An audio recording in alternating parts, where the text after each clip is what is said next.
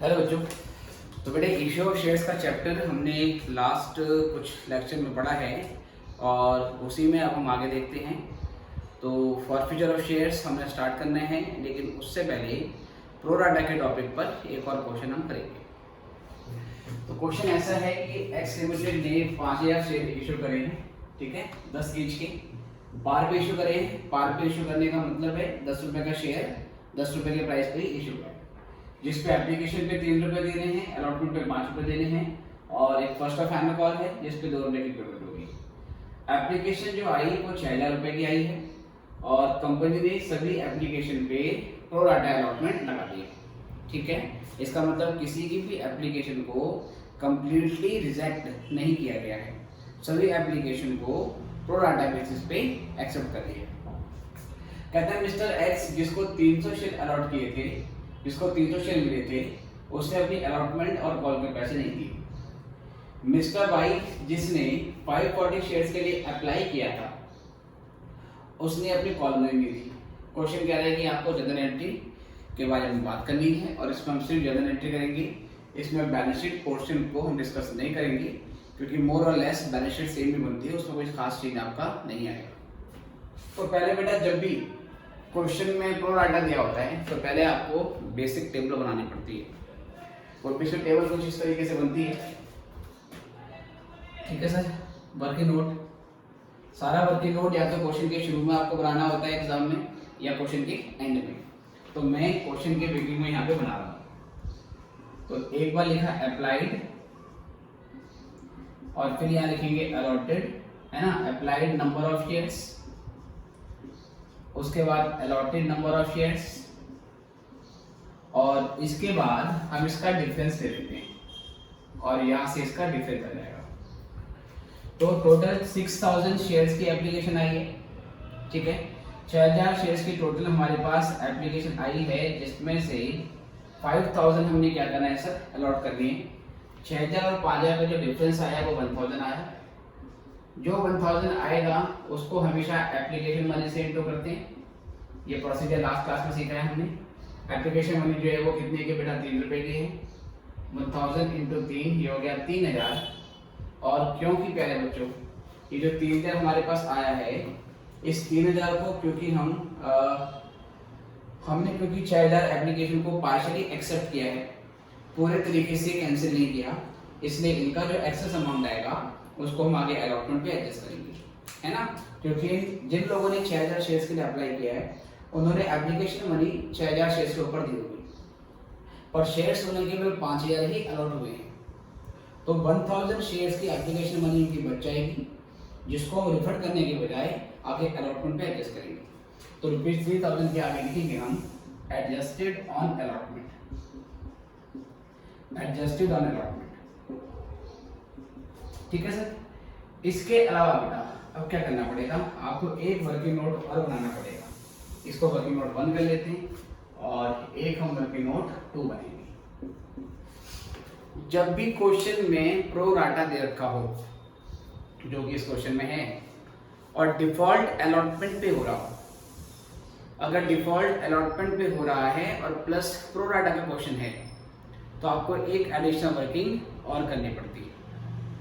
जैसे कि mister x के लिए बोला गया है, मिस्टर एक्स को 300 शेयर अलॉट किए गए थे, उसको 300 शेयर मिले हैं, लेकिन पहले हमें ये पता लगाना पड़ेगा कि मिस्टर एक्स ने कितने शेयर्स के लिए अप्लाई किया होगा, क्योंकि यहाँ सभी एप्लीकेशन पे, ऑल एप्लीकेशन पे प्रो राटा की बेसिस पर अलॉटमेंट हुआ है। इसका ये मतलब है कि इनिशियली मिस्टर एक्स ने ज़्यादा शेयर्स के लिए अप्लाई किया होगा। अप्लाई उन्होंने ज़्यादा के लिए किया होगा, पर मिले कितने, उन्हें केवल 300 शेयर्स। पर क्योंकि उन्होंने अप्लाई ज़्यादा शेयर्स के लिए किया होगा, तो उनके कुछ एप्लीकेशन मनी एडजस्ट हो, उनकी कुछ एप्लीकेशन मनी ऐसी होगी जिसको हमने अलॉटमेंट पे यूटिलाइज करना होगा। ऑल्दो मिस्टर एक्स जो है वो इसी 6000 की एप्लीकेशन के अंदर इंक्लूड है, बट फिर भी पहले मैंने एक बार टोटल बेसिस पे निकाल लिया कि टोटल मिला के 3000 रुपये हमने क्या करना है, अलॉटमेंट पे एडजस्ट करना है। सेम ऐसे ही मिस्टर एक्स जिसको 300 शेयर मिले हैं, मिस्टर एक्स के कितने पैसे अलॉटमेंट पर एडजस्ट होने हैं, मुझे वो भी फाइंड आउट करना पड़ेगा। ओके, इन शॉर्ट आपको इतना ध्यान रखना है, अगर प्रो राटा का क्वेश्चन हो और अलॉटमेंट पे डिफॉल्ट हो, दो शर्तें पूरी होनी चाहिए। प्रो राटा का क्वेश्चन हो और अलॉटमेंट पे डिफॉल्ट हो, तो उस सिचुएशन में हमें एक अलग से वर्किंग नोट करना पड़ता है। ठीक है सर, वर्किंग नोट तो मिस्टर शर्मा के लिए बोला हुआ है कि इसको अलॉट हुए हैं 300 शेयर्स, इनको 300 शेयर अलॉट हुए। We need to find out for how much shares he had applied, उसने कितने शेयर्स के लिए अप्लाई किया था। ठीक है, अब ये करने के बाद कुछ इस तरीके से करेंगे, यहां अप्लाइड, यहां अलॉटेड। हम सर क्या बनाएंगे, प्रोपोर्शन बनाएंगे, एक रेशियो बनाएंगे। 6000 की एप्लीकेशन पे 5000 शेयर अलॉट हुए, 6000 की एप्लीकेशन पे 5000 शेयर अलॉट हुए। इस हिसाब से जिसको 300 शेयर अलॉट हुए हैं उसने कितने शेयर्स के लिए अप्लाई किया होगा। ठीक है, अगर 6000 की एप्लीकेशन पे 5000 शेयर अलॉट हुए हैं तो जिसने 300 शेयर जिसको अलॉट हुए हैं उसने अप्लाई कितने के लिए किया होगा। तो यहाँ से हमने रेशियो बना लिया, तो ये 6000 बाय 5000 और ये x बाय 300, ये 3 0 से 3 0 कैंसिल आउट, मैं यहाँ से भी कैंसिल कर सकता हूँ 60, तो ये आ गया आपका 360 शेयर्स अप्लाइड। इसका मतलब कि इसने 360 शेयर के लिए अप्लाई किया था। अब समझिए ध्यान से, x ने 360 शेयर के लिए अप्लाई किया, तो जो उसने एप्लीकेशन मनी दी होगी वो 360 शेयर्स के ऊपर दी होगी। ठीक है, क्योंकि इनिशियली आप जितने शेयर्स के लिए अप्लाई करते हो आपको एप्लीकेशन मनी उतने पे ही देना पड़ता है। तो x ने 360 के लिए अप्लाई किया था तो एप्लीकेशन मनी 360 शेयर्स के ऊपर दी होगी, बट उसको अलॉट कितने हुए हैं, उसे अलॉट हुए हैं 300 शेयर्स, तो उसके 60 शेयर्स की एक्स्ट्रा एप्लीकेशन मनी बच गई होगी जिसको हमने अलॉटमेंट पे एडजस्ट किया होगा। तो first of all we need to find out कि वो 60 शेयर्स का कितना एप्लीकेशन अमाउंट बनता है जिसको हमने आगे एडजस्ट करना है। ठीक है, तो लिखेंगे यहाँ पर excess application money of mister X. ठीक है, कैरिड फॉरवर्ड टुवर्ड्स अलॉटमेंट, जिसको हम अलॉटमेंट मनी की ओर कैरी फॉरवर्ड करेंगे। तो इसके लिए करना क्या होता है, आपके जो अप्लाइड शेयर्स होंगे मिस्टर एक्स के, उसमें से अलॉटेड शेयर्स को माइनस कर देते हैं और फिर उसकी एप्लीकेशन मनी पर शेयर से मल्टीप्लाई कर देते हैं। तो बेटा इसने अप्लाई किया है 360 शेयर्स के लिए, अलॉट हुए हैं 300 और एप्लीकेशन मनी है 3 रुपए की। ठीक है, तो ये करने के बाद अगर मैं 60 के 3 से इंटू करूं तो ये आपका 180 का अमाउंट आता है। ठीक है सर, 180 का अमाउंट। अब चेक करेंगे allotment due, allotment money due from mister x. तो मिस्टर एक्स को जितने शेयर अलॉट हुए हैं बेटा, जितने शेयर अलॉट हुए हैं उसके हिसाब से अलॉटमेंट मनी निकालनी पड़ेगी। पहली इंस्टॉलमेंट तो बंदा जितने के लिए अप्लाई करता है उसके हिसाब से देता है। अगर मिस्टर एक्स ने 360 के लिए अप्लाई किया था तो इनिशियली उसने एप्लीकेशन मनी 360 शेयर्स के ऊपर दी होगी, बट बाद के पैसे अलॉटमेंट और कॉल के पैसे वो जितने शेयर्स अलॉट हुए होते हैं उसके हिसाब से पे करने पड़ते हैं। तो allotted share into allotment money पर शेयर, अलॉटमेंट मनी पर शेयर। तो बेटा इसको अलॉट हुए 300 शेयर और 300 इंटू 5 हो जाएगा 1500। ठीक है, 1500 में से लेस कर देंगे, लेस एक्सेस एप्लीकेशन मनी। इसकी कुछ एक्सेस एप्लीकेशन मनी बच गई थी। कितनी बच गई थी बेटा, 180 रुपए की। तो ये 180 माइनस कर दो। 1500 में से अगर मैं 180 को माइनस कर दूं तो यहाँ से मालूम चलाएगा कि x ने कितनी की अमाउंट अलॉटमेंट पे नहीं दी। तो 1500 में से 180 माइनस करने के बाद 1320 रुपए का अमाउंट आता है। तो 1320 रुपए और अलॉटमेंट पे मिस्टर एक्स ने पे करने थे जो कि उसने पे नहीं किए। अलॉटमेंट नहीं पे करी, आगे क्वेश्चन में कहता है उसने कॉल्स भी नहीं दी। तो कॉल कितने पैसे नहीं दी, call money not paid by him, उसने कॉल मनी भी नहीं दी। ठीक है बेटे, कितने शेयर्स के ऊपर, जितने शेयर्स को अलॉट हुए, है ना, ध्यान रखना। एप्लीकेशन मनी तो जितने के लिए अप्लाई किया होता है उसके ऊपर निकालते हैं, बाकी अलॉटमेंट कॉल जितना उसको अलॉट हुआ होगा। तो 300 उसको अलॉट हुआ था, तो 300 इंटू 2 कितना हो गया बेटा, ये 600। तो 600 रुपए की उसने यहाँ पर कॉल मनी नहीं दी। ठीक है, तो ये हमने मिस्टर शर्मा के लिए काम कर लिया। तो जब भी कोई पर्सन अलॉटमेंट पे डिफॉल्ट करेगा और क्वेश्चन अगर प्रो राटा का है तो आपको ये वर्किंग तो करनी पड़ेगी। और जिस पर्सन ने अलॉटमेंट दे दी, हमें केवल उसके अलॉटेड नंबर ऑफ शेयर्स पता होने चाहिए, उसके लिए पूरा वर्किंग नोट करने की जरूरत नहीं होती। आई रिपीट, जो पर्सन अलॉटमेंट दे देगा हमें उसके सिर्फ अलॉटेड नंबर ऑफ शेयर्स पता होने चाहिए, उसके लिए ये सब करने की जरूरत नहीं होती, क्योंकि उसका जो भी एक्सेस हो गया होगा वो अलॉटमेंट पे एडजस्ट हो गया होगा और बैलेंस उसने पे कर दिया होगा, तो उसका अलॉटमेंट पे कोई डिफॉल्ट नहीं है। तो जो पर्सन अलॉटमेंट पे डिफॉल्ट नहीं करता, हमें उसके लिए ये करने की जरूरत नहीं होती है। कंडीशन क्या है कि उसके अलॉटेड नंबर ऑफ शेयर्स पता होने चाहिए। अगर हमें एक ऐसे व्यक्ति के अप्लाइड नंबर ऑफ शेयर्स दे रखे हैं जिसका अलॉटमेंट पे डिफॉल्ट नहीं है, तो हमें उसके सिर्फ अलॉटेड नंबर ऑफ शेयर्स निकालने पड़ते हैं, बाकी ये सब करने की जरूरत नहीं होती है। जैसे कि आगे देखिए, इसी क्वेश्चन में आगे बोलता है बेटा, कहता है mister Y who had applied for 540 shares did not pay his call money.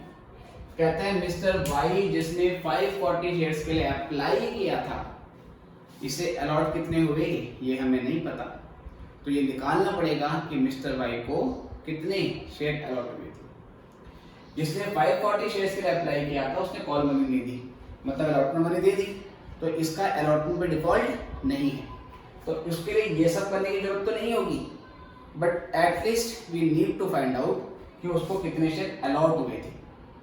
Allotted number of share पता होने चाहिए, क्योंकि बाद में जब शेयर्स का फॉरफीचर किया जाता है, फॉरफीचर ऑफ शेयर्स का मतलब होता है जब किसी व्यक्ति से शेयर्स वापस ले लेते हैं क्योंकि वो पूरे पैसे नहीं पे करता है। ये टॉपिक अभी हमने इस क्वेश्चन के बाद चालू करना है। तो फॉरफिटेड उतने ही शेयर्स होते हैं जितने अलॉट होते हैं। तो मिस्टर वाई के लिए क्या करेंगे सर, इसका सिंपल सा वर्किंग नोट बना रहा हूं मैं, वर्किंग नोट 3। मिस्टर वाई के लिए ऐसे लिखा हुआ है, अप्लाइड है इसका 540 शेयर्स, लेकिन इसका अलॉटेड कितना है सर वो हमें नहीं पता।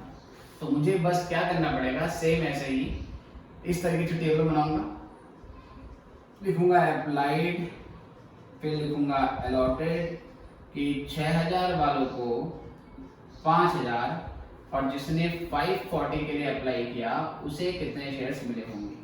ठीक है सर, तो मैंने इस तरीके से इनका फ्रैक्शन बना लिया बेटा, फ्रैक्शन बना लिया। तो ये दिस इज कैंसिल आउट, ये कैंसिल आउट, 6 से मैं से काटूंगा तो 6 9 जा, तो ये एक्चुअली आ जाएगा हमारा 540। ठीक है, एक बना 6 9 जा, सॉरी 450, ये 450 आ जाएगा, 9 5 जा 45, 450 शेयर्स अलॉटेड। तो अल्टीमेटली यहाँ से 450 शेयर्स अलॉटेड है। सेम फ्रैक्शन है 6000 बाय 5000, 6000 बाय 5000। आपके बाद अप्लाइड पता है, अप्लाइड में 540 लिख दिया, इसको मैंने y मान लिया, यहाँ से क्रॉस इंटू करा दो 450 आ गया। इसने कहाँ डिफॉल्ट किया है सर, इसने केवल और केवल कॉल पे डिफॉल्ट किया है, तो मैं यहाँ पे लिखूंगा call money not paid, call money not paid. कितनी नहीं पे करी इसने, अलॉट हुए हैं 450 शेयर, तो अलॉटमेंट अगर 450 शेयर की हुई है तो 450 शेयर के ऊपर 2 रुपए के हिसाब से उसे कितना अमाउंट देना पड़ेगा, तो ये आ गया बेटा 900 रुपये। तो 900 रुपये का डिफॉल्ट मिस्टर वाई ने फाइनल कॉल पे किया। ठीक है, तो जो पर्सन अलॉटमेंट पे डिफॉल्ट नहीं करता उसके अलॉटेड पता होने चाहिए, नहीं है तो निकालने पड़ेंगे और फिर उसका डिफॉल्ट निकाल लेते हैं जो उसने पे नहीं किया। अगर वाई का कितने शेयर अलॉट हुआ है, वाई को कितने शेयर अलॉट हुए हैं ये हमें पहले से ही पता होता, तो वाई के लिए ये भी करने की जरूरत नहीं होती, सीधे अलॉटेड शेयर्स पे कॉल मनी लगा देते और उसका कॉल का डिफॉल्ट हो जाता है। ठीक है, इतना नोट करें, इसके बाद फिर इसकी जनरल एंट्री बढ़ेगी।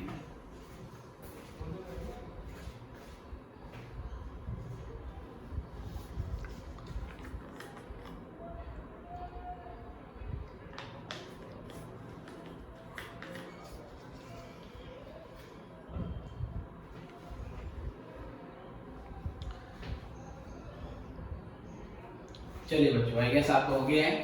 अब कभी भी इस वीडियो को पॉज करके इसको नोट कर सकते हैं। तो मैं बेटा इसको मिटा देता हूँ। अब ये कुछ काम का नहीं है मेरा, अब से मुझे जनरल एंट्री करनी है, तो उसी के अकॉर्डिंगली काम करते हैं।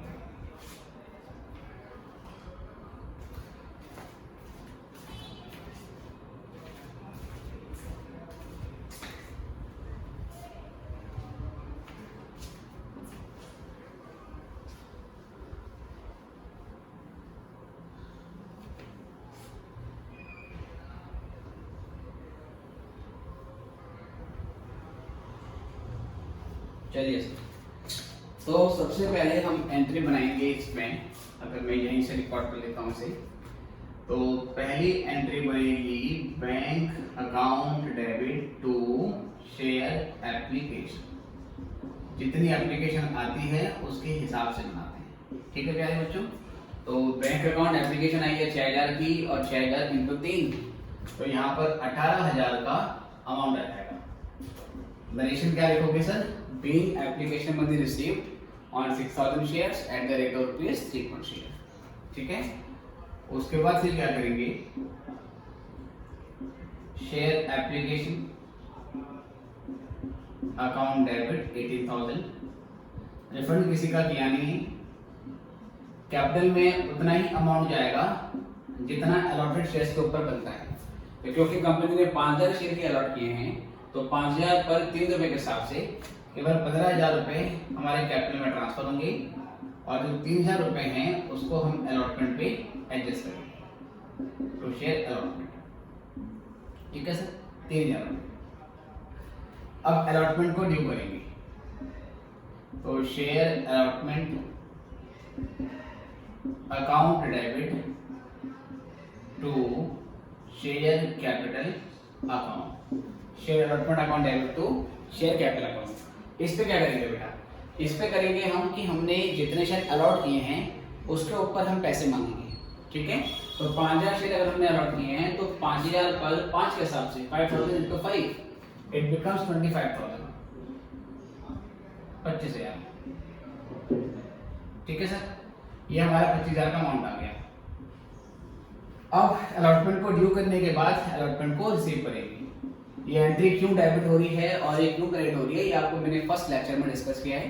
तो एक बार आपको लॉजिक समझ में आ जाए कि ड्यू करने में ये डेबिट क्यों होता है और ये क्रेडिट क्यों होता है, उसके बाद तो एंट्रीज आपको धीरे धीरे आपके दिमाग में बैठ जाती है, और फिर आप सीधे सीधे एंट्री बनाते रहते हैं। तो फर्स्ट लेक्चर में आई हैव एक्सप्लेन कि what is the procedure behind all these general entries. अब यहाँ से bank account debit to share allotment. तो 25000 का जो अमाउंट है, उस 25000 के अमाउंट में से जितना हमने अलॉटमेंट पे एडजस्ट किया, बेटा अलॉटमेंट पे कितना एडजस्ट किया हमने? अलॉटमेंट पे हमने 3000 एडजस्ट किया है, वो माइनस होगा, ठीक है।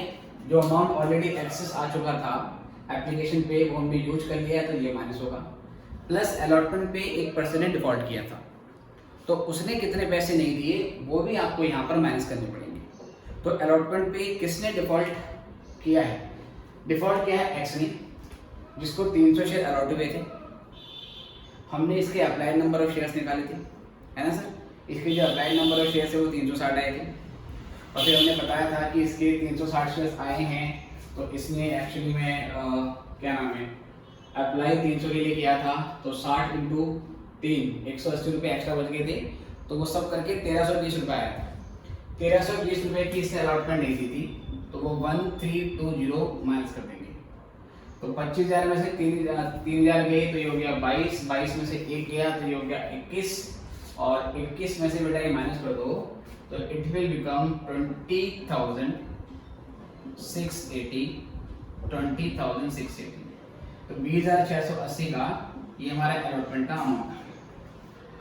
उसके बाद बेटा फर्स्ट कॉल ड्यू करेंगे, ये हमारी आखिरी कॉल भी है। Share first and final call account debit to share capital, इसको ड्यू करेंगे। तो 5000 शेयर्स पर 2 रुपए के हिसाब से 10,000 का फाइनल कॉल आपका ड्यू बनता है, ठीक है सर। ये आपका फाइनल कॉल ड्यू बन गया। और ये सब होने के बाद फिर bank account debit to share first and final call. अब बेटा पैसा आना चाहिए 10,000, लेकिन कॉल पर अब दो लोगों का डिफॉल्ट है। कॉल पर दो लोगों ने डिफॉल्ट किया, एक तो एक्स ने अलॉटमेंट नहीं दी थी और कॉल नहीं दी थी, और वाई ने क्या किया था बेटा, वाई ने भी हमारी फर्स्ट कॉल के पैसे नहीं दिए थे। तो दोनों के पास कितने शेयर थे? एक्स को 300 शेयर अलॉट हुए थे, तो उसने 300 पर अपनी फाइनल कॉल नहीं दी। इसने 540 के लिए अप्लाई किया था, बट इसके जो अलॉटेड नंबर ऑफ शेयर्स हैं वो 450 आए थे, है ना। तो इसने 300 इंटू 2, 300 इंटू 2 मतलब 600 रुपये। इसने 600 रुपये की फर्स्ट कॉल नहीं दी, जो कि हमने वर्किंग नोट में भी लिखी है। इसने 450 इंटू 2 कितना हो गया सर? 900। इसने 900 रुपये नहीं दी। 450 इंटू 2 इसने 900 रुपये नहीं दी। तो अल्टीमेटली 10,000 में से 900 और 600 मतलब 1500 माइनस कर दो, तो ये अमाउंट 8,500 की आ जाएगी। ठीक है, 8,500 रुपये हमें एक्चुअल में रिसीव हो जाएंगे फर्स्ट कॉल। ठीक है, 600 कैसे आया था? 300 शेयर पर फर्स्ट कॉल, दो रुपये के हिसाब से। 540 अप्लाइड था, अलॉटेड 450 शेयर आया था, तो 450 शेयर पर 2 रुपये के हिसाब से 900 रुपये हो गए। तो out of 10,000 -600 -900 because this two amount are not received, तो ये लेस करने के बाद 8,500 का अमाउंट हमारे पास आ गया। ठीक है बेटे, बाकी इसका जो बैलेंस शीट का पोर्शन है वो सेम पीछे के जैसे बनेगा, तो मैं उसको भी डिस्कस नहीं कर रहा हूँ। आपने दिखाना क्या पड़ेगा अल्टीमेटली कि 10,000 शेयर में से 300 और 450 750 शेयर पर पूरा पैसा नहीं आया है ना, बाकी पे पूरा पैसा आ गया होगा। तो 10,000 में से 750 को लेस करने के बाद जो 9250 शेयर्स आएंगे वो subscribed and fully paid up में दिखाना पड़ेगा, है ना। और ये 750 शेयर्स हैं, इसको subscribed but not fully paid up में दिखाना पड़ेगा। जो ऑथराइज शेयर कैपिटल है वो सेक्शन खाली रहेगा, क्योंकि क्वेश्चन में दिया नहीं है। इशूड वाला आपको सेक्शन पता है। फिर जो क्या नाम है उसके बाद सब्सक्राइब शेयर कैपिटल है वो कैसे दिखेगा वो आपको मैंने बता दिया।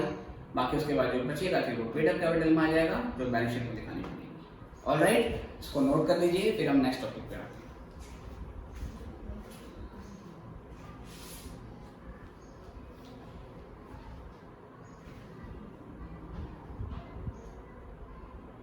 चलिए, आई गेस आप लोगों ने कर लिया होगा, या आप वीडियो को पॉज करके कभी भी इसको नोट कर सकते हैं। तो we are moving towards our next topic, that is fourth feature of shares.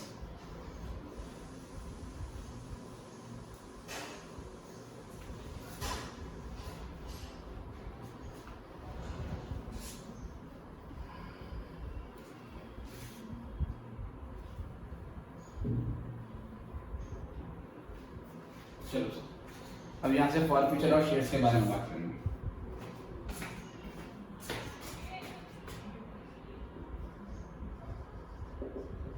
For feature of shares, बेटे फॉर फीचर ऑफ शेयर्स का मतलब क्या होता है? फॉर फीचर ऑफ शेयर्स का मतलब होता है जब कोई शेयर होल्डर, जब उसकी एप्लीकेशन एक्सेप्ट हो जाती है, एप्लीकेशन एक्सेप्ट होने के बाद उसको अलॉटमेंट और कॉल पे फर्दर पैसा देना पड़ता है। लेकिन मान लीजिए वो अलॉटमेंट की पेमेंट नहीं करता, या मान लीजिए कि वो कॉल की पेमेंट नहीं करता, तो कंपनी पहले क्या करेगी सर, उसको नोटिस देती है कि भाई साहब आपके अलॉटमेंट के कॉल के पैसे बचे हुए हैं, पे कर दो। बंदा फिर भी पे नहीं करता, अब क्या करेंगे सर? तो फाइनली उसकी जो एप्लीकेशन, जो शेयर्स उसको एक बार अलॉट हो गए थे, हम उसकी अलॉटमेंट को हमेशा के लिए फॉरफिट कर देते हैं। फॉरफिट का मतलब होता है उसको जितने शेयर्स अलॉट हुए थे वो शेयर्स कंपनी वापस दे देती है। वापस देने का मतलब है कि उस व्यक्ति के एज ए शेयर होल्डर जितने भी राइट होंगे खत्म हो जाते हैं। कंपनी अपने रजिस्टर में से उसका नाम एज ए शेयर होल्डर हटा देगी, और क्योंकि उस बंदे ने एप्लीकेशन तो पे करी होती है, वो एप्लीकेशन का मनी कंपनी अपने पास रख लेती है, और वो कभी भी उस शेयर होल्डर को रिफंड नहीं होता। जब कंपनी बंद हो जाएगी तो भी वो पैसा ऐसे व्यक्ति को वापस नहीं होगा जिसने अलॉटमेंट या कॉल पे डिफॉल्ट किया होगा। और उस व्यक्ति के नाम पर जितने शेयर्स होते हैं, सपोज मान लीजिए उसके पास 500 शेयर थे, पर क्योंकि उसने डिफॉल्ट करा तो कंपनी 500 शेयर को फॉरफिट कर लेगी, और इन फॉरफिट किए गए शेयर्स को किसी और व्यक्ति को दोबारा इशू कर सकती है, और जब किसी दूसरे व्यक्ति को इशू करेंगे तो वहां से दोबारा से कैश जनरेट हो जाता है। तो अभी इस टॉपिक में हमने ये सीखना है कि फॉरफिचर की जनरल एंट्री कैसे होती है, और जब फॉरफिट किए गए शेयर्स को दोबारा री इशू किया जाता है तो उसकी एंट्री कैसे होती है। ठीक है, देखते हैं।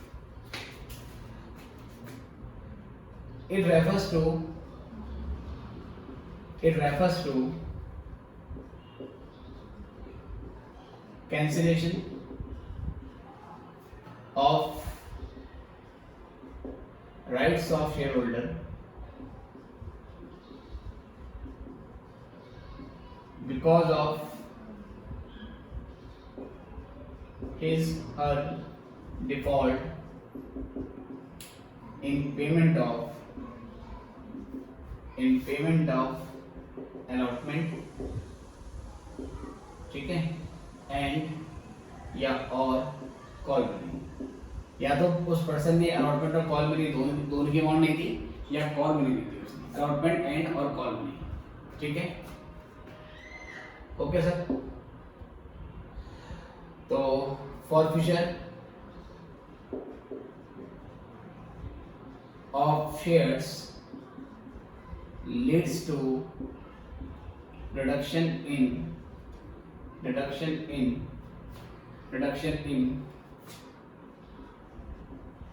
share capital of a company। ठीक है सर, इससे क्या होगा बेटा, कंपनी की जो शेयर कैपिटल है वो कम हो जाती है।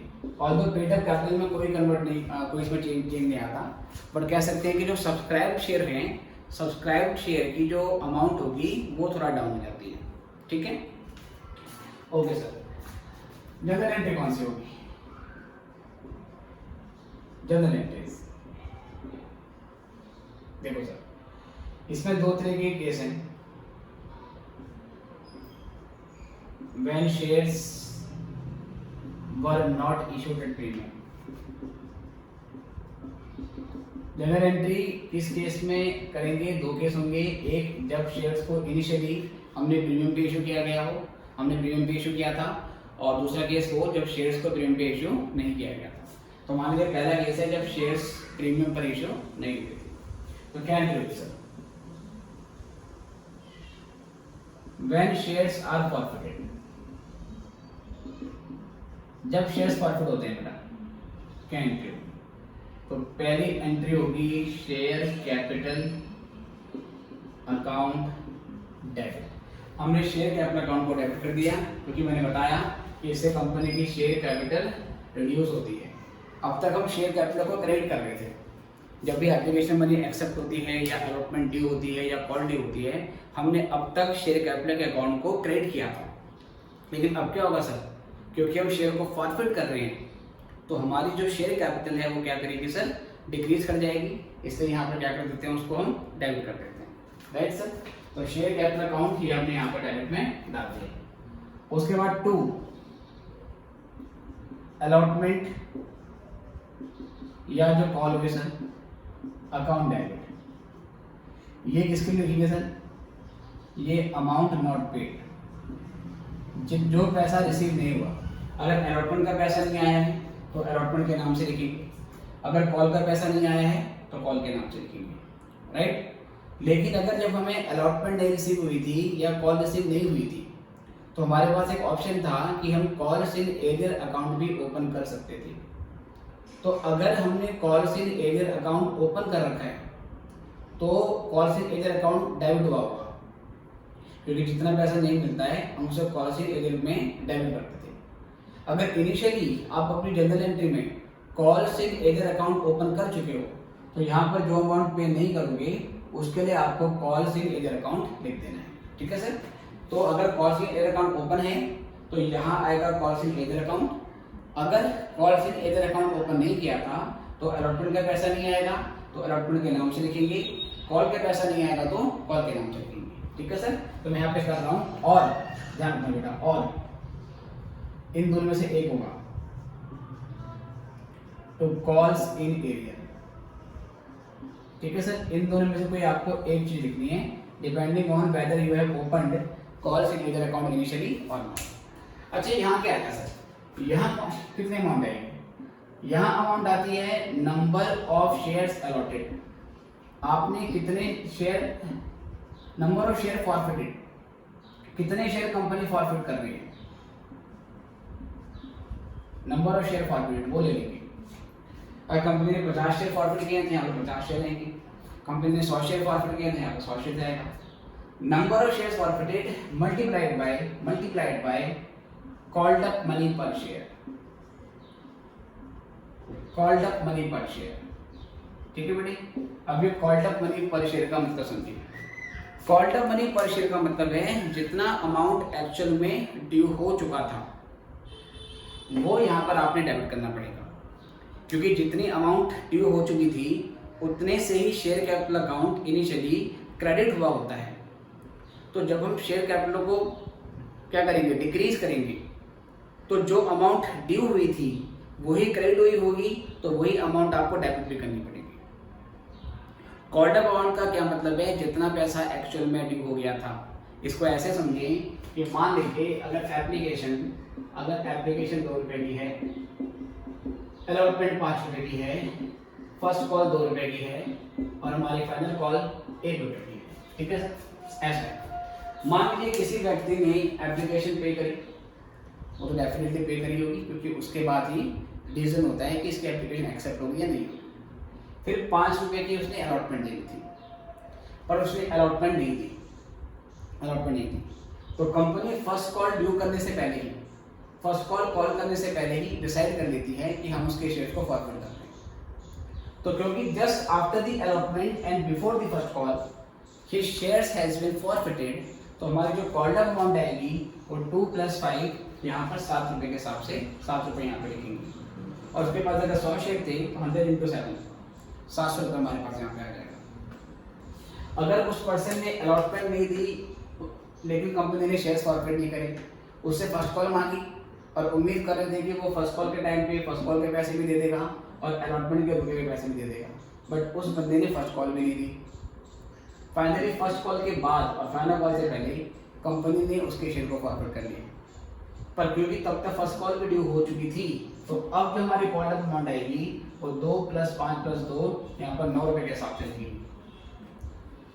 अगर एक पर्सन ऐसा है जिसने एप्लीकेशन पे कर दी, अलॉटमेंट पे कर दी, फर्स्ट कॉल भी नहीं दी, फाइनल कॉल भी नहीं दी, ठीक है, फर्स्ट कॉल भी नहीं दी, फाइनल कॉल भी नहीं दी, जब फर्स्ट कॉल नहीं दी थी तो कंपनी ने इमीडिएटली फर्स्ट कॉल के बाद शेयर फॉरफिट नहीं करी, company weighted till the final call, उम्मीद थी कि फाइनल कॉल के टाइम पे फाइनल कॉल भी दे देगा, बचा हुआ पैसा भी दे देगा, बट नहीं दिया।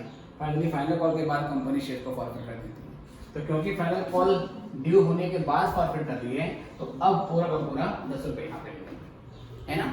तो कॉल्ड अप का मतलब होता है जितनी अमाउंट कंपनी कॉल कर चुकी थी। अगर कोई कॉल अभी अनकॉल्ड है तो अनकॉल्ड कॉल को यहाँ पर नहीं लेना है, ठीक है, ये पॉइंट आपने क्लियर हो गया। अब इसके बाद सर, तो out of the amount due, जितना अमाउंट हमारा टोटल ड्यू है बच्चों, इतना अमाउंट हमारा ड्यू हुआ, उसमें से इतना नहीं मिला, जो नहीं मिला वो लिखोगे कॉल से एरियर या अलॉटमेंट या कॉल्स के नाम पे, डिपेंडिंग ऑन द केस, वो आपको मैंने बता दिया। और फिर जो पैसा आपको मिल चुका है सर, जो पैसा आपको मिल चुका है उसको आप शेयर फॉर फ्यूचर अकाउंट में डाल दोगे, या इसका एक और नाम होता है फॉरफिटेड शेयर्स अकाउंट, या तो शेयर फॉर फ्यूचर अकाउंट या फॉरफिटेड शेयर्स अकाउंट आपको लिखना है। यहाँ पे क्या होगा सर, अमाउंट पेड, जितनी अमाउंट आप फॉरफिट कर रहे हो, अमाउंट पेड सो फार, जो पैसा आपको मिल चुका है आप उस पैसे को फॉरफिट कर लेते हो, और फॉरफिट किए गए पैसे आप शेयर कैपिटल से निकाल कर एक नए खाते में डाल देते हो, जिसको हम फॉरफिटेड शेयर्स अकाउंट के नाम से जानते हैं या शेयर फॉर फ्यूचर अकाउंट के नाम से जानते हैं, ठीक है सर। क्योंकि जो अमाउंट ड्यू हुआ होगा उसमें एटलीस्ट एप्लीकेशन तो मिला ही होगा, तो जितना पैसा हमें मिल चुका है, चाहे वो ओनली एप्लीकेशन का हो, चाहे वो एप्लीकेशन प्लस क्या हो सर अलॉटमेंट हो, तो जो पैसा मिल चुका है उसको हम फॉर फ्यूचर अकाउंट में डाल देंगे, और जो नहीं मिला है उसको कॉल से एरियर या उसके नाम से लिखना पड़ेगा, ठीक है। तो पहली एंट्री होती है फॉरवर्ड होने की। उसके बाद बेटा यहाँ से सेकंड क्वेश्चन में आपको सेकंड एंट्री कौन सी होती है इसके बाद, व्हेन शेयर्स आर रेशियोड, फिर जो शेयर हमने फॉरफिट करे, कंपनी ने फॉरफिट करे, उसे कंपनी दोबारा से रीइश्यू कर देती है। मतलब अगर आपने डिफॉल्ट किया था तो आपसे शेयर्स वापस लिए और आपसे शेयर वापस देने के बाद सेम शेयर्स किसी और को दे दिए, है ना, तो उसको रीइश्यू ऑफ शेयर्स बोलते हैं। जब दोबारा से रीइश्यू करेंगी तो कंपनी के पास दोबारा से कैश आएगा, तो कंपनी एंट्री बनाएगी बैंक अकाउंट डेबिट, ये होगा number of shares issued, number of share issued multiplied by issue price per share, issue price per share, ठीक है sir. Number of shares issued, number of shares reissued, company ने कितने share reissue करे और उसको issue price per share से multiply कर देंगे कि इन शेयर्स को कौन से रेट पे इशू किया जा रहा है, ठीक है सर। ये वैल्यू यहाँ पर आ जाएगी। उसके बाद सर शेयर फॉरफीचर अकाउंट,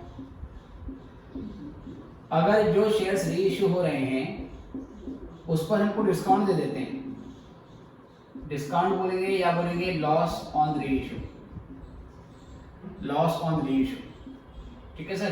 तो वो यहाँ पे डेबिट करना पड़ेगा। डिस्काउंट का मतलब क्या है, लॉस का मतलब क्या है। सपोज आपने किसी कंपनी के शेयर्स के लिए अप्लाई किया जिसपे 2 रुपए की एप्लीकेशन देनी थी, 5 रुपए की अलॉटमेंट देनी थी और 3 रुपए की कॉल देनी थी। आपने 2 रुपए की एप्लीकेशन तो दी, 5 रुपए की अलॉटमेंट भी दी, बट फर्स्ट कॉल पे आपने डिफॉल्ट कर दिया। कंपनी ने वेट किया कुछ दिनों तक कि आप फर्स्ट कॉल दे दोगे, लेकिन आपने नहीं दी, तो कंपनी ने आपके शेयर्स को फॉरफिट कर लिया। तो वैसे कंपनी ने आपसे अब तक कितने रुपए रिसीव कर लिए थे, 2 रुपए की एप्लीकेशन, 5 रुपए की अलॉटमेंट, 7 रुपए तो आपसे रिसीव हो चुके हैं। 3 रुपए बेटा, 3 रुपए की जो आपके पास कॉल बच गई, वो कॉल कंपनी ने रिसीव नहीं करी। तो कंपनी जब आपके शेयर्स को दोबारा रीइश्यू करती है तो करना क्या चाहिए, उसको दूसरे शेयर होल्डर से 3 रुपए वसूल करने चाहिए, राइट। बट मान लो कंपनी क्या करती है, कंपनी नए शेयर होल्डर को बोलती है कि ऐसा करो, ये जो शेयर है ना 10 रुपए का शेयर है, इसकी एक्चुअल वैल्यू 10 रुपए की है, लेकिन हम तुम्हें इसको क्या कर रहे हैं सर 8 रुपए में, या मान लीजिए हम तुम्हें सर मान लीजिए इसको 4 रुपए में रीइश्यू कर देते हैं, आप केवल हमें 4 रुपए दे दो और ये 10 रुपए का शेयर तुम्हारा। तो जो 10 रुपए का शेयर था वो 4 रुपए में रीइश्यू हो गया, तो कंपनी ने उसको 6 रुपए का डिस्काउंट दे दिया। तो आपके 7 रुपए पॉकेट में रखे हुए हैं और दूसरे बंदे को 6 रुपए का डिस्काउंट दे दिया, तो अभी भी आपको 1 रुपए का नेट फायदा ही हुआ है आपको, मतलब कंपनी ने आपके 7 रुपए अपनी पॉकेट में रखे हुए हैं और नए शेयर होल्डर को ये 10 वाला शेयर 4 में रीइश्यू कर दिया है, तो उसको 6 रुपए का डिस्काउंट दिया। तो वो जो 6 रुपए का डिस्काउंट दिया है ना बेटा, वो डिस्काउंट आपको यहाँ पर क्या करना पड़ेगा, डेबिट करना पड़ेगा।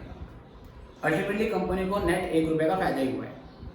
और अगर हम उससे पूछें कि कंपनी नए शेयर होल्डर को मैक्सिमम कितना डिस्काउंट दे सकती है, तो क्योंकि आपके 7 रुपए कंपनी के पास पड़े हुए हैं, तो नए शेयर होल्डर को 10 रुपए का शेयर मैक्सिमम 7 रुपए के डिस्काउंट पे ही दिया जा सकता है। इसका मतलब वो शेयर्स कम से कम 3 रुपए में तो कंपनी को रीइश्यू करने ही पड़ेंगे।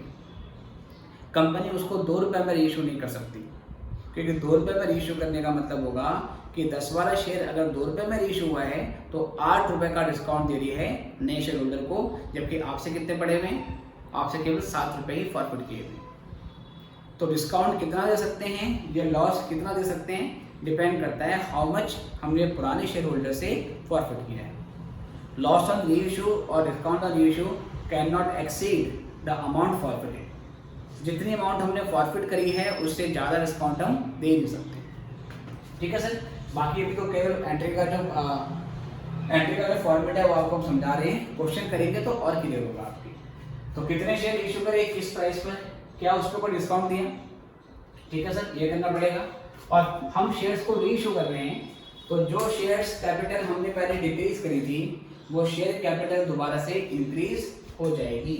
तो टू शेयर कैपिटल अकाउंट, तो यहाँ पर आ जाएगा आपका नंबर ऑफ शेयर्स रीइश्यूड और मल्टीप्लाई करेंगे पेड अप वैल्यू पे सर, पेड अप वैल्यू पर शेयर। ध्यान रहे सर, इशू प्राइस में और पेड अप वैल्यू में डिफरेंस होने की वजह से ही ये आपकी लॉस वाली एंट्री आती है। जब आप 10 रुपये वाला शेयर 4 रुपये में रीइश्यू कर दोगे, इसका मतलब 6 रुपये का क्या हो गया है, डिस्काउंट दे दिया है। 10 रुपये वाला शेयर अगर आप 8 रुपये में इशू कर रहे हो तो 2 रुपये का डिस्काउंट हो गया है। और कभी कभी ऐसा भी होता है कि 10 रुपये की पेड अप वैल्यू वाला शेयर 10 रुपये की पेड अप वैल्यू वाला शेयर आपने 12 में इशू कर दिया, तो यहाँ पे लॉस होने के बजाय प्रॉफिट हो जाएगा। और जब ऐसा होगा तो हम इस अकाउंट को डेबिट नहीं करते, क्योंकि लॉस तो हुआ नहीं है। यहाँ पे एक नया अकाउंट खोल देंगे जिसका नाम होगा सिक्योरिटीज प्रीमियम रिजर्व अकाउंट, और you can also say security premium account. ठीक है, अगर पेड अप वैल्यू ज़्यादा है, इशू प्राइस कम है, तो यहाँ डेबिट में डिफरेंस आएगा शेयर फॉरफीचर के नाम से। और अगर पेड अप वैल्यू कम है और इशू प्राइस ज़्यादा है तो क्रेडिट में तो सिक्योरिटी प्रीमियम लिखना होता है। मैं अभी नहीं लिख रहा, जब एंट्री कराऊंगा तो आपके समझ में आएगा। उसके बाद sir profit on reissue of shares is transferred to capital reserve account. ठीक है सर, देखो बेटी क्या कहना चाह रहा हूं। मैंने कहा कंपनी ने आपके 7 रुपये फॉरफिट करे, ठीक है सर। नए बंदे को वो शेयर 6 रुपये का डिस्काउंट पे इशू कर दिया, तो 7 रुपये आपके बचे थे, जिसमें से नए बंदे को 6 रुपये का डिस्काउंट दिया। तभी तो कंपनी को क्या हुआ, तब भी कंपनी को 1 रुपये का प्रॉफिट हो गया। तो कंपनी उस 1 रुपये के प्रॉफिट का क्या करेगी, उस 1 रुपये के प्रॉफिट को एक नए अकाउंट में डाल देगी, जिसका क्या नाम होगा, जिसका नाम होगा कैपिटल रिजर्व अकाउंट। तो जब भी शेयर्स का रेशियो होगा, रेशियो करने के बाद हम देखेंगे कि क्या फॉरफिट किए गए अमाउंट में से कुछ अमाउंट हमारे पास बची है डिस्काउंट को एडजस्ट करने के बाद, या लॉस ऑन रेशियो को एडजस्ट करने के बाद। आपके 7 रुपये फॉरफिट करे, नए बंदे को शेयर 6 रुपये का डिस्काउंट पे इशू कर दिया, तो आपका 1 रुपये बचा हुआ है, that will be transfer to capital. आपके 7 रुपये बचे हुए हैं और नए बंदे को शेयर 5 रुपये का डिस्काउंट पे इशू किया हुआ है, तो आपके 2 रुपये बचे हुए हैं, तो 2 रुपये का ट्रांसफर होगा कैपिटल में। आपके 7 रुपये बचे हुए हैं और नए बंदे को डिस्काउंट भी 7 रुपये का ही दे दिया, कुछ बचा ही नहीं सर, तो ये एंट्री होगी नहीं। फिर आपके 7 रुपये फॉरफिट किए हैं और नए बंदे को 8 रुपये का डिस्काउंट पे शेयर इशू कर दिया, ऐसा हो नहीं सकता, क्योंकि मैंने बताया अभी आपको discount on ratio can not exceed amount forfeited. Okay sir, खैर अगर प्रॉफिट बचता है तो उसकी एंट्री होगी share forfeiture account debit to capital reserve account. ठीक है सर, तो ये शेयर्स का फॉरफिट करने वाली एंट्री थी। तो यहाँ नरेशन लिखना चाहो, नरेशन लिखोगे बीइंग शेयर्स फॉरफिटेड, या हमने शेयर्स फॉरफिट किए फॉर नॉन पेमेंट ऑफ। ठीक है सर, फिर यहाँ दे देंगे नॉन पेमेंट ऑन इतने शेयर्स। ठीक है, ऑफ, और क्या करेंगे मेरा बेटा, अलॉटमेंट भी कॉल देंगे। यहाँ पर बीइंग शेयर्स रीइश्यूड है ना, being balance transfer to capital reserve, इस तरीके से नरेशन लिख देंगे। इसको लिख लो, फिर मैं क्वेश्चन करवाऊंगा।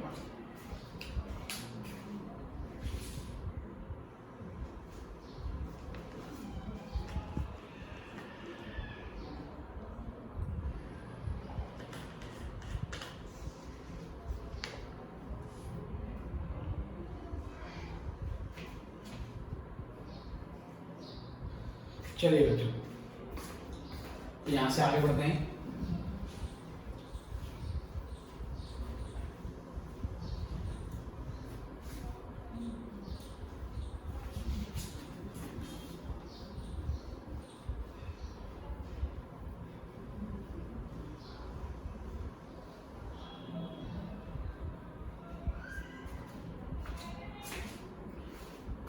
ये बच्चों देखिए, तो क्वेश्चन लेते हैं बेसिक पहले। कहता है x limited forfeited 500 shares of rupees 10 each for non payment of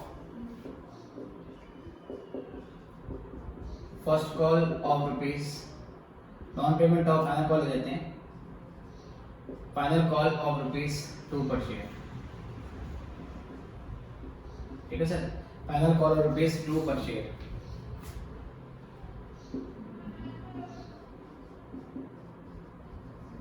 show general entries in each of the following cases. In each of the following cases. ठीक है sir, case 1, if all shares were reissued, if all shares were reissued at ₹7 per share, fully paid up. At ₹7 per share, fully paid up. ठीक है sir. Second, if all shares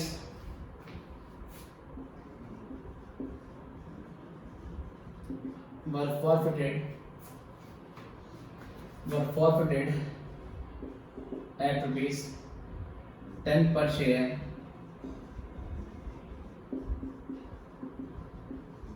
fully paid up. तीसरा sir, if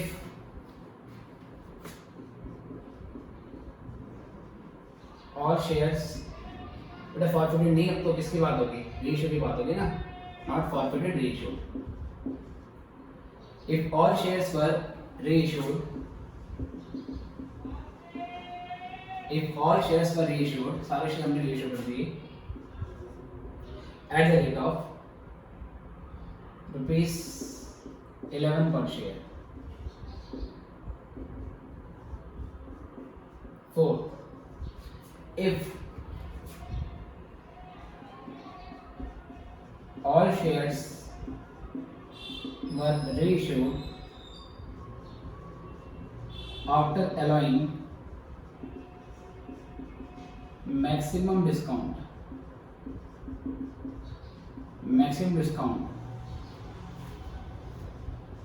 on reissue. 5 case, if only 400 shares were reissued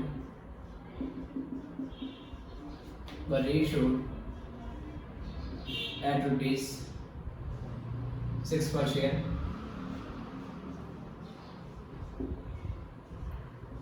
Third case, if only 350 shares were reissued at ₹9 per share. ठीक है sir.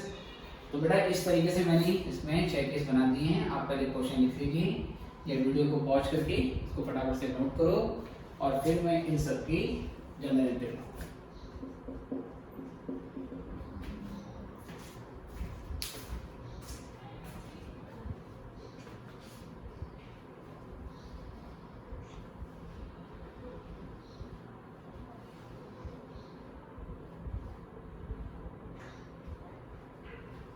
ठीक है, ये ऊपर लिखा है x limited forfeited 500 shares of ₹10 each for non payment of final call.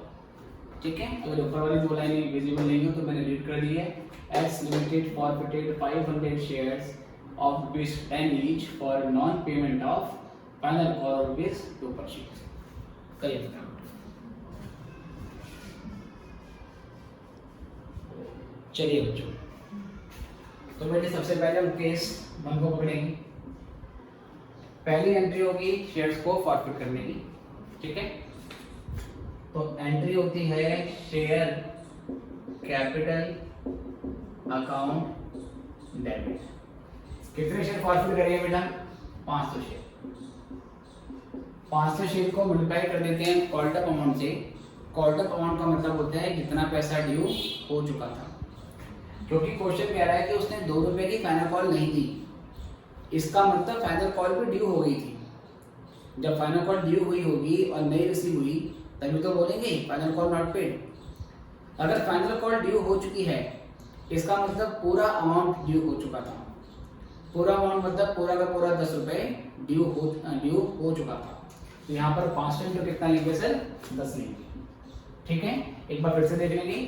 500 तो आपके नंबर ऑफ शेयर्स होंगे, यहाँ पर उससे मल्टीप्लाई करते हैं जो अमाउंट ड्यू हो चुकी है, जितना पैसा कंपनी मांग चुकी थी उससे यहाँ पर आपको क्या करना है, मल्टीप्लाई करना है। क्वेश्चन कह रहा है कि उसने फाइनल कॉल नहीं दी, इसका मतलब फाइनल इंस्टॉलमेंट या फाइनल कॉल ड्यू हो चुकी थी। जब फाइनल कॉल ड्यू हो चुकी थी इसका मतलब एप्लीकेशन भी ड्यू हो गई, अलॉटमेंट भी ड्यू हो गई और कॉल भी ड्यू हो गई। जब सब कुछ ड्यू हो चुका है तो यहाँ पर फुल वैल्यू लेंगे। तो 500 इंटू 10, यहाँ पे हमने 5000 से, यहाँ पर हमने 5000 से अमाउंट डाल दी। उसके बाद फिर यहाँ लिखेंगे टू शेयर, कौन से पैसे बेटा ले दिए इसमें कॉल वाले पैसे नहीं दिए।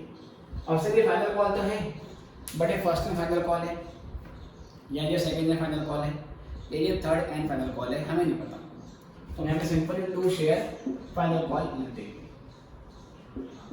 या सर आप यहाँ पे कॉल से एक अकाउंट भी डाल सकते हो। एग्जीक्यूशन क्या होगी कि इनिशियली जब शेयर इशू हुए होंगे तो उस सिचुएशन में हमने कॉल से एक अकाउंट को डेबिट किया होगा। अच्छा, ये क्वेश्चन में बस केवल फॉरफिट की आपको जानकारी नहीं बने, तो जनरल एंट्री केवल फॉरफीचर वाले पोर्शन की बनेगी।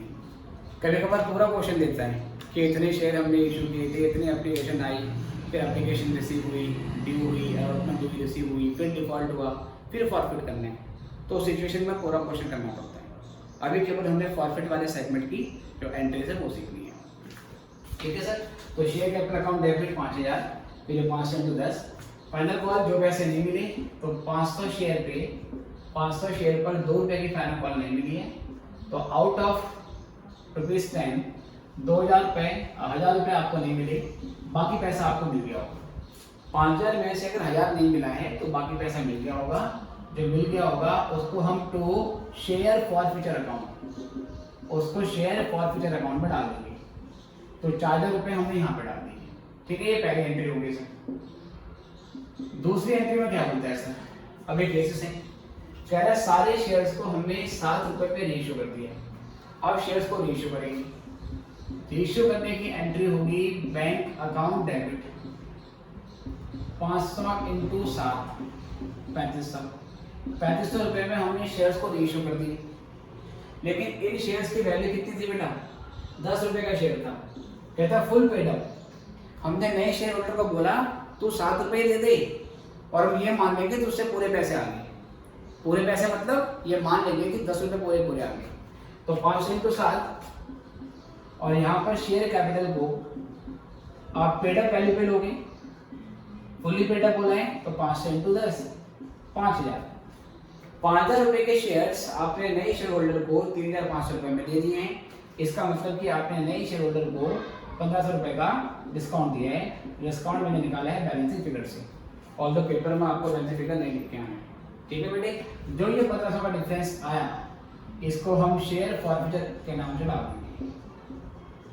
ठीक है, पुराने बंदे के जो 4000 रुपए हमने फॉरफिट किए थे उसके अगेंस्ट इस डिस्काउंट को एडजस्ट कर दिया जाएगा। ये करने के बाद बेटा तीसरी एंट्री क्या होती है बेटा, 3 एंट्री बताई थी, शेयर को फॉरफिट करने की, शेयर्स को रीइश्यू करने की, उसके बाद रीइश्यू करने के बाद प्रॉफिट निकालते हैं। तो हमने पुराने शेयर होल्डर के 4000 रुपये फॉरफिट करे, जिसमें से 1500 का लॉस यहाँ पर हो गया। लेकिन उसके बाद भी 4000 में से 1500 को लेस करने के बाद 2500 रुपये का अमाउंट बच जाता है। ये जो 2500 रुपये का अमाउंट बच जाएगा इसको हम ट्रांसफर कर देंगे कैपिटल में। तो इसकी एंट्री होगी प्यारे बच्चों, share forfeiture account debit to capital reserve account. तो 4000 में से 1500 माइनस कर दो, तो 4000 में से 1500 लेस करने के बाद 2500 रुपये आपका यहाँ पर आ गया।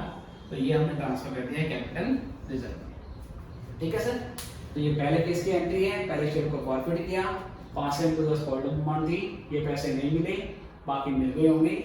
रीइश्यू करेंगे तो इशू प्राइस देखेंगे डेबिट में, क्रेडिट पर लिखेंगे सर क्या, पेड अप वैल्यू।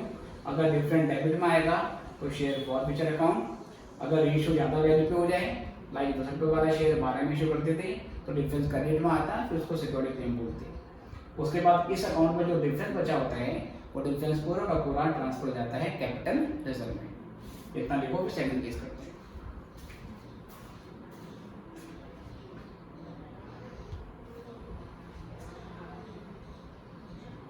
चलिए बच्चों, आप कभी भी इसको पॉज करके इसको नोट कर सकते हैं।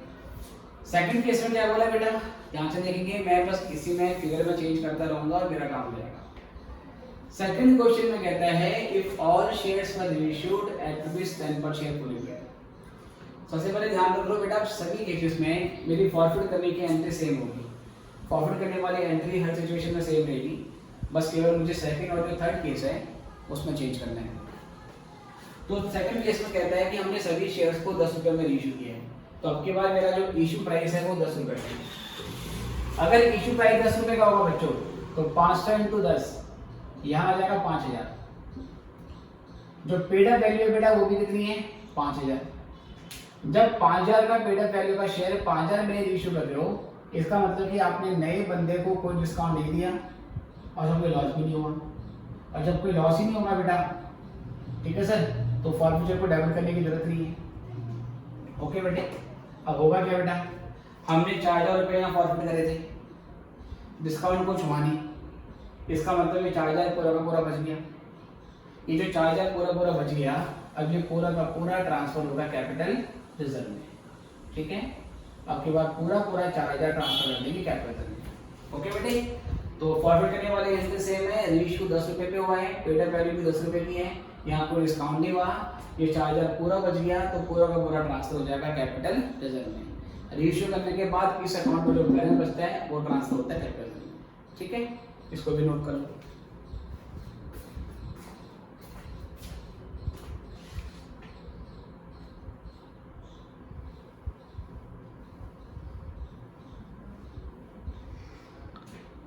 चलिए बच्चों, आई गेस ये भी कर लिया आपने। ये केस सेकंड का बताएं, ये सेकंड केस था जो भी आपको मैंने बताया, और अब मैं थर्ड केस करने जा रहा हूं, तो मैं इसी को केस थर्ड कर देता हूं। तीसरे केस में कहता है if all shares were reissued at ₹11 per share, सभी शेयर्स को 11 पर रीइश्यू कर दिया है, तो बेटा यहाँ पे 10 के बदले क्या आएगा 11, ये अमाउंट आ जाएगी 5500। यहाँ तो पेड अप वैल्यू आएगी बेटा 500 × 10, शेयर कैपिटल अकाउंट में तो यहाँ पे पेड अप वैल्यू आती है 5000, तो 5500 में आपने रीइश्यू किया है 5000 रुपये की इसकी पेड अप वैल्यू थी, उसके बाद पैसा एक्स्ट्रा आ जाएगा। अगर एक्स्ट्रा आ जाए तो सिक्योरिटीज प्रीमियम रिजर्व, या आप सिक्योरिटी प्रीमियम अकाउंट भी लिख सकते हो, उसमें डाल दोगे, तो सिक्योरिटी प्रीमियम अकाउंट में चला जाएगा 500 रुपये का। डिस्काउंट होगा तो शेयर फॉरफिचर को डेबिट कर देना है, ज़्यादा मिल जाए तो शेयर फॉरफिचर क्रेडिट नहीं होगा, केवल डिस्काउंट के केस में इसको यूटिलाइज करना है। अल्टीमेटली पुराने शेयर होल्डर का 4000 रुपये हमने फॉरफिट किया था, नए शेयर होल्डर को डिस्काउंट तो दिया नहीं है ना सर, डिस्काउंट तो दिया नहीं है, तो ये 4000 पूरा बच गया, तो यहाँ पर 4000 ही ट्रांसफर होगा। अब ये मत कर लेना कि सर 4000 ये वाले हमारे पास पड़े हुए हैं और नए वाले से 500 मिल गए तो 4-500 ट्रांसफर करो, नहीं बेटा, ये अकाउंट जब क्रेडिट 4000 से हुआ है तो डेबिट भी कितने से होगा 4000 से ही होगा, राइट सर। जो 500 रुपये हैं वो अलग से प्रीमियम के अकाउंट में पड़े हुए हैं, ये 4000 रुपये का हमारा जो अकाउंट बैलेंस है ये कैपिटल रिजर्व में ट्रांसफर होगा। ओके सर, कैपिटल रिजर्व क्योंकि रूटीन नेचर का प्रॉफिट नहीं है, जो रूटीन प्रॉफिट कमाते हो जिसको हम रेवेन्यू प्रॉफिट कहते हैं या रेवेन्यू रिजर्व कहते हैं, वो करंट ईयर के प्रॉफिट में से बनाया जाता है, उसका यूज हम डिविडेंड को डिस्ट्रीब्यूट करने के लिए करते हैं। लेकिन जो कैपिटल रिजर्व है ये आपका रेवेन्यू नेचर का प्रॉफिट नहीं होता, रिकरिंग प्रॉफिट नहीं होता, और इसका यूज हम डिविडेंड डिस्ट्रीब्यूशन के लिए नहीं करते, क्योंकि शेयर्स प्रॉफिट करना कंपनी की ऑपरेटिंग एक्टिविटी नहीं होती है। इसलिए ऐसा कोई भी प्रॉफिट जो ऑपरेटिंग नेचर का नहीं होता, हम उस प्रॉफिट को डिविडेंड डिस्ट्रीब्यूशन के लिए यूज नहीं करते, और ऐसे सभी प्रॉफिट को कैपिटल रिजर्व में ट्रांसफर कर देते हैं। ऑलराइट, चलिए सर इसको नोट करेंगे, इसके बाद जैसे नंबर 4 पे आएंगे।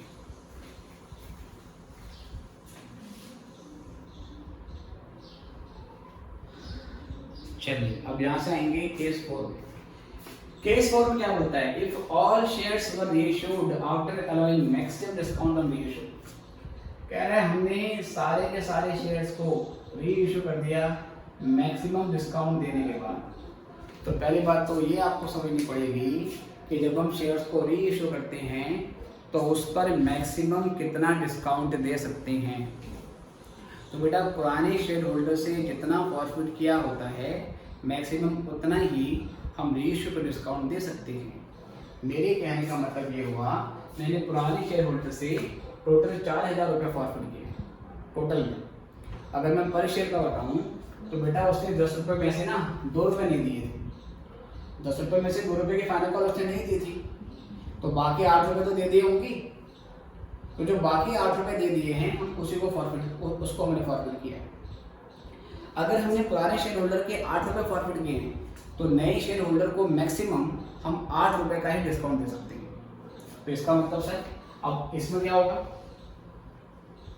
यहाँ पर बैंक अकाउंट डेबिट करेंगे, फिर यहाँ पर शेयर फॉरफीचर अकाउंट लिखेंगे, यहाँ लिखेंगे 500 इंटू कितने में इशू किया, 500 इंटू कितने में डिस्काउंट दिया। तो बेटा मैंने बोला 10 रुपये में से उसने 2 रुपये नहीं दिए थे, 8 रुपये दे दिए थे। तो पुराने शेयर होल्डर के मैक्सिमम पुराने शेयर होल्डर के 8 रुपये हमारे पास पड़े हुए हैं जो कि प्रॉफिट किए हैं, तो हम 8 रुपये तक का डिस्काउंट मैक्सिमम दे सकते हैं। अगर डिस्काउंट 8 रुपये का दे रहे हैं तो मतलब 2 रुपये में शेयर इशू हुआ है। तो 500 इंटू 2 ये हो जाएगा 1000, 500 इंटू 8 ये हो जाएगा 4000, और नीचे हमेशा पेड अप वैल्यू आती है। तो to share capital account paid up value fully paid up है, तो 500 इंटू 10। अब देखो सर हमने 4000 रुपये प्रॉफिट किए थे, 4000 का डिस्काउंट दे दिया, तो क्या कुछ बचा? कुछ भी नहीं बचा सर। जब कुछ भी नहीं बचा तो बेटा फिर आपको ये एंट्री करने की जरूरत नहीं है, आपको ये एंट्री करने की जरूरत नहीं होगी क्योंकि अल्टीमेटली कुछ अमाउंट बची नहीं है। इट ओके सर, चलो ये भी लिखो। इसके बाद केस नंबर 5 पे आते हैं।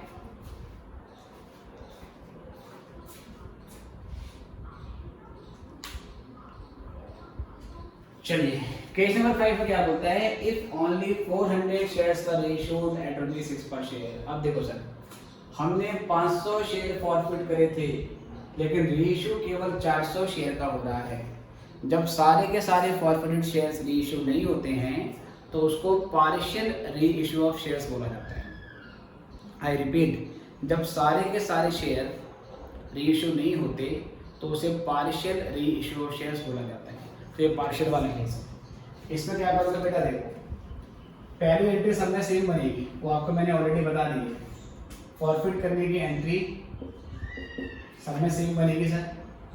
अब यहाँ पर रीइशू कर रहे हैं तो बैंक अकाउंट डेबिट सर, ठीक है बेटा। कितने शेयर इशू कर रहे हैं बेटा हम? 400। किस रेट पे कर रहे हैं? 6 पे। 400 इंटू 6 ये हो जाएगा 2400। यहाँ पर पेड अप वैल्यू तो शेयर कैपिटल है 400 इंटू 10 मतलब कि 4000। 4000 के शेयर्स अगर 2400 में रीइशू होते हैं तो इसका मतलब 1600 का डिस्काउंट हो गया टोटल। और डिस्काउंट हम शेयर फॉरफिचर अकाउंट से ट्रांसफर करेंगे, शेयर फॉरफिचर अकाउंट डेबिट।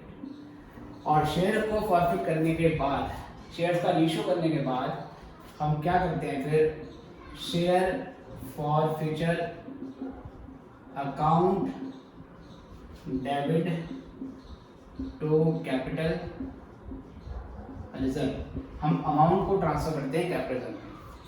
अब बेटा हमने यहाँ पर 4000 रुपये डेबिट किए, 1600 हमने यहाँ पर यूज कर दिए, डिस्काउंट दे दिया, तो 4000 माइनस 1600 कितना बचा? 2400। 2400 रुपये कैपिटल रिजर्व में ट्रांसफर हो जाएगा, ठीक है बेटे। 2400 रुपये कैपिटल रिजर्व में ट्रांसफर हो जाएगा। ऐसा नहीं होगा सर, ये क्या कह रहे हो? ऐसा नहीं होगा बेटा, हम सीधे माइनस नहीं कर सकते इन case of partial reissue. The problem is कि ये 4000 रुपये हमने जो फॉरफिट करे हैं ये हमने 500 शेयर के ऊपर फॉरफिट किए।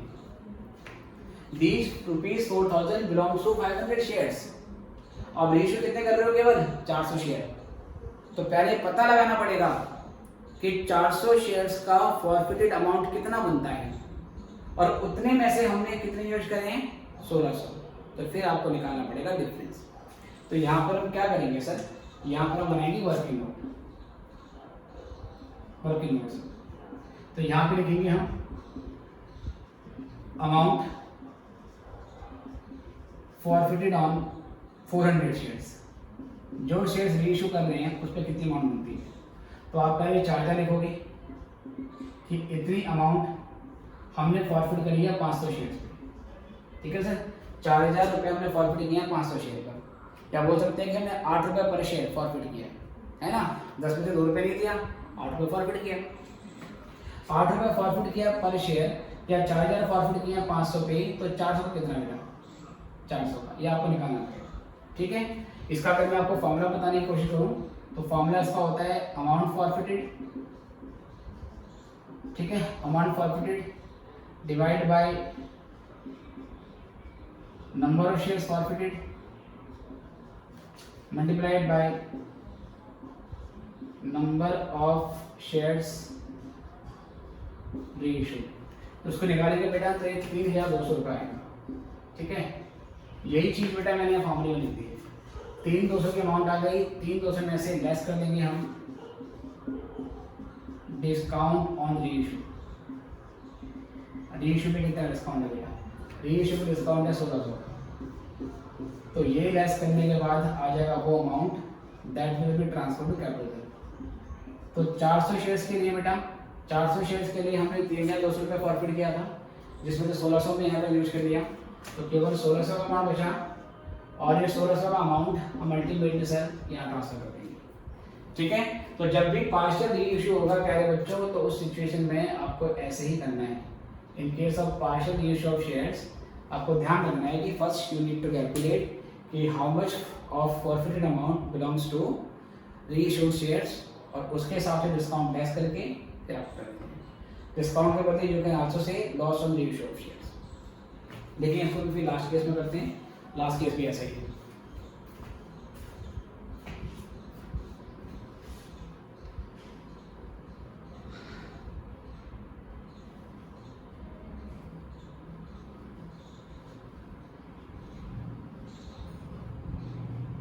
चलिए बच्चों, लास्ट केस पे आते हैं, केस नंबर 6 में। और छठे केस में क्या दिक्कत है देखेंगे। कहता है 350 शेयर्स हमने रीइश्यू करे हैं 9 रुपये के प्राइस पर। ठीक है सर, तो यहाँ चेंज करते हैं इसको, यहाँ चेंजेस लाने पड़ेंगे।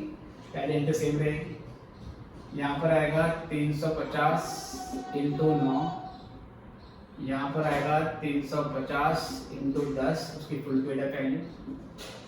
ठीक है, और यहाँ पर आएगा आपका 350 और यहाँ 3150। ठीक है, यहाँ 3150 आ जाएगा और यहाँ पर 350 आपका आ गया।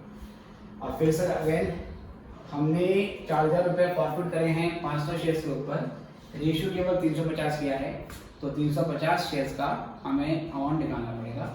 तो हियर वी मल्टीप्लाई बाय 350 और इसको सॉल्व करेंगे तो 35 इंटू 7 ये हो जाएगा आपका 2800 आई गेस।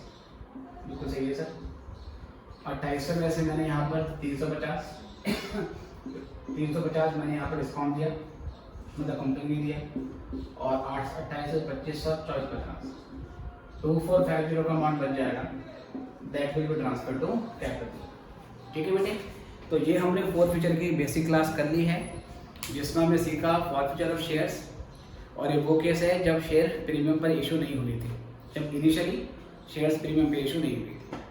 अब जो शेयर्स प्रीमियम पे इशू हुई थी और उसको हम फॉरफिट कर देते हैं, तो क्या एंट्री बनेगी, क्या सेम रहेगी या थोड़ा बहुत चेंज आएगा, वो हम अगले नेक्स्ट लेक्चर में सीखेंगे। तो अभी के लिए इतना ही, फिर मिलेंगे आपसे नेक्स्ट लेक्चर में। Good bye.